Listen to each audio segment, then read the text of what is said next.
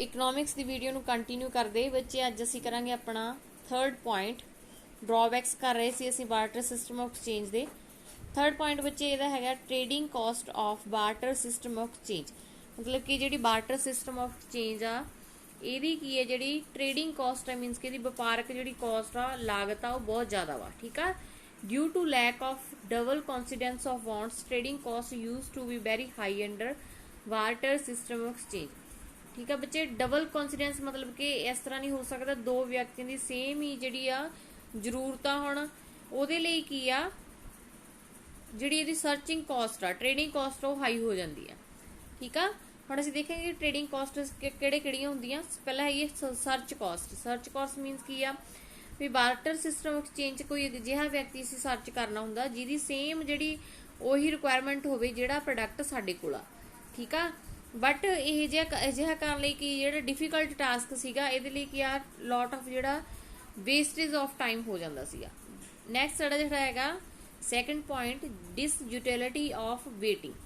Under barter system exchange a consumer has to wait until the unless that consumer meets someone else with whom he could have mutually beneficial exchange।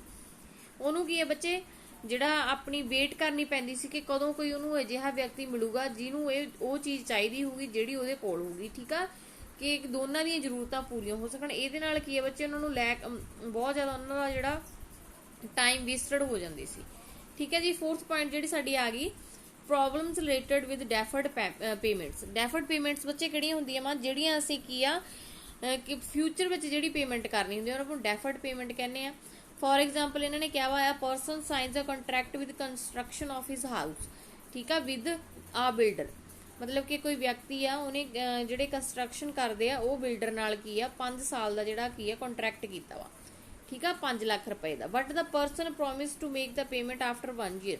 ਪਰ ਉਹਨੇ ਕੀ ਕਿਹਾ ਵਾ ਵੀ ਉਹ 1 ਸਾਲ ਬਾਅਦ ਜਿਹੜੀ building construction ਕਰਵਾਉਣੀ ਆ ਉਹਦੀ 1 ਸਾਲ ਬਾਅਦ ਜਿਹੜੀ ਪੇਮੈਂਟ ਕਰੂਗਾ ਤਾਂ ਉਹ ਪੇਮੈਂਟ ਨੂੰ ਅਸੀਂ ਕੀ ਕਹਾਂਗੇ ਬੱਚੇ ਡੈਫਰਡ ਪੇਮੈਂਟ। ਹਾਂਜੀ, ਨੈਕਸਟ ਪੇਜ ਤੇ ਆ ਜਾਓ। ਇਹਦੇ ਵਿੱਚ ਜਿਹੜੀ ਸਾਡੀ 5th ਪੁਆਇੰਟ ਆ ਉਹ ਹੈਗੀ ਆ ਪ੍ਰੋਬਲਮ ਇਨ ਸਟੋਰਿੰਗ ਵੈਲਥ। ਠੀਕ ਆ, ਬਾਰਟਰ ਸਿਸਟਮ ਐਕਸਚੇਂਜ ਕੀ ਹੁੰਦਾ ਬੱਚੇ ਆ person can store his wealth in the farm of goods only.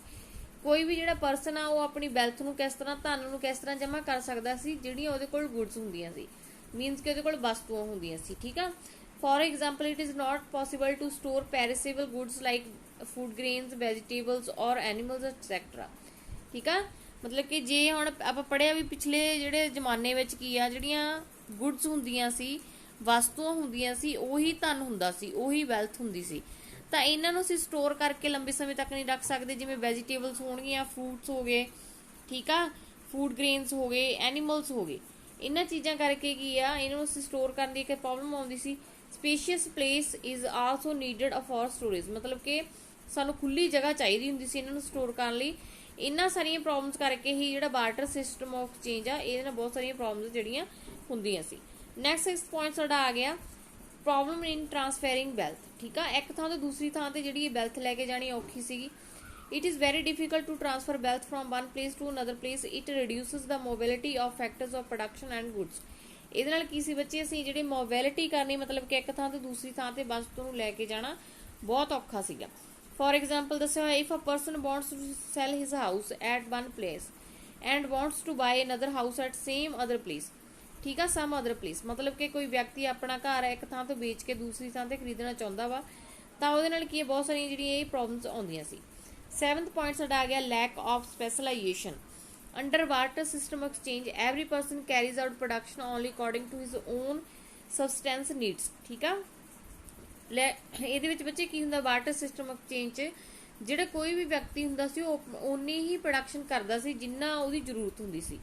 ਠੀਕ ਆ, so level of output in the economy is low ਤਾਂ ਕਰਕੇ ਜਿਹੜੀ ਆਊਟਪੁੱਟ ਮੀਨਸ ਕਿ ਪ੍ਰੋਡਕਸ਼ਨ ਦੀ ਜਿਹੜੀ ਹੁੰਦੀ ਸੀਗੀ ਉਹ ਵੈਰੀ ਲੋ ਹੁੰਦੀ ਸੀ ਤਾਂ ਕਰਕੇ ਵੈਰੀ ਜਿਹੜੀਆਂ ਲਿਮਿਟਡ ਓਪਰਚੁਨਿਟੀਜ਼ ਹੁੰਦੀਆਂ ਸੀ ਇਕਨੋਮਿਕ ਡਿਵੈਲਪਮੈਂਟ ਲਈ। ਠੀਕ ਆ, as a result there is lack of specialization in the economy. This also a drawback of barter system of exchange.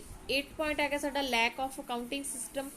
ਇਹਦੇ ਵਿੱਚ ਕੀ ਆ ਕਾਮਨ ਯੂਨਿਟ ਨਹੀਂ ਸੀਗੀ ਜੀ ਮੈਜ਼ਰਮੈਂਟ ਦੀ ਜਿਹਦੇ ਨਾਲ ਬਹੁਤ ਸਾਰੀਆਂ ਜਿਹੜੀਆਂ ਪ੍ਰੋਬਲਮਸ ਆਉਂਦੀਆਂ ਸੀ ਅਕਾਊਂਟਸ ਕਰਨ ਲਈ। ਠੀਕ ਆ, ਮੀਨਸ ਕਿ ਹਿਸਾਬ ਕਿਤਾਬ ਕਰਨ ਲਈ ਤਾਂ ਕਰਕੇ ਵੀ ਜਿਹੜਾ ਬਾਰਟਰ ਸਿਸਟਮ ਆ ਇਹਦੀ ਇੱਕ ਡਰਾਬੈਕ ਸੀ।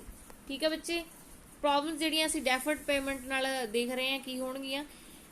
ਇੱਕ ਤਾਂ ਡੈਫਰਡ ਪੇਮੈਂਟ 'ਚ ਕੀ ਸੀਗਾ, ਅਸੀਂ ਫਾਰਮ ਆਫ ਗੁੱਡਸ ਤੇ ਸਰਵਿਸਿਜ਼ ਵਿੱਚ ਪੇਮੈਂਟ ਕਰਨੀ ਸੀ, ਇਸ ਲਈ ਪ੍ਰੋਬਲਮ ਆਉਂਦੀ ਸੀਗੀ। ਨੈਕਸਟ ਸਾਨੂੰ ਕੀ ਆ, ਪਾਰਟੀਕੂਲਰ ਕਮੋਡਿਟੀ ਚੁਣਨੀ ਪੈਂਦੀ ਸੀ ਕਿਹੜੀ ਚੀਜ਼ 'ਚ ਉਹਨੂੰ ਪੇ ਕਰਨਾ ਵਾ। ਠੀਕ ਆ, ਇਸ ਤੋਂ ਅੱਗੇ ਕੀ ਆ, ਕੁਆਲਿਟੀ ਜਿਹੜਾ ਸਟੈਂਡਰਡ ਸੈੱਟ ਕਰਨਾ ਉਹ ਔਖਾ ਹੁੰਦਾ ਸੀ। ਇਨਕਰੀਜ਼ ਡਿਕਰੀਜ਼ ਔਖਾ ਹੋ ਜਾਂਦਾ ਸੀ ਕਈ ਵਾਰ ਵੈਲਿਊ ਆਫ ਕਮੋਡਿਟੀਜ਼ ਦੀ। ਇਸ ਤੋਂ ਅੱਗੇ ਕੀ ਆ, ਫੈਕਟਰ ਪੇਮੈਂਟ ਬਾਰਟਰ ਸਿਸਟਮ 'ਚ ਉਹ ਵੀ ਜਿਹੜੀ ਜਨਰਲੀ ਜਿਹੜੀ ਫੈਕਟਰ ਪੇਮੈਂਟ ਸੀਗੀ ਉਹ ਵੀ ਕਰਨੀ ਔਖੀ ਸੀਗੀ। ਆਈ ਹੋਪ ਜਿਹੜੇ ਸਾਨੂੰ ਇਹਦੇ ਡਰਾਬੈਕਸ ਕਲੀਅਰ ਹੋ ਗਏ ਹੋਣਗੇ। ਨੈਕਸਟ ਵੀਡੀਓ 'ਚ ਅਸੀਂ ਇਹਦਾ ਨੈਕਸਟ ਟੌਪਿਕ ਆ ਜਿਹੜਾ ਉਹ ਡਿਸਕਸ ਕਰਾਂਗੇ।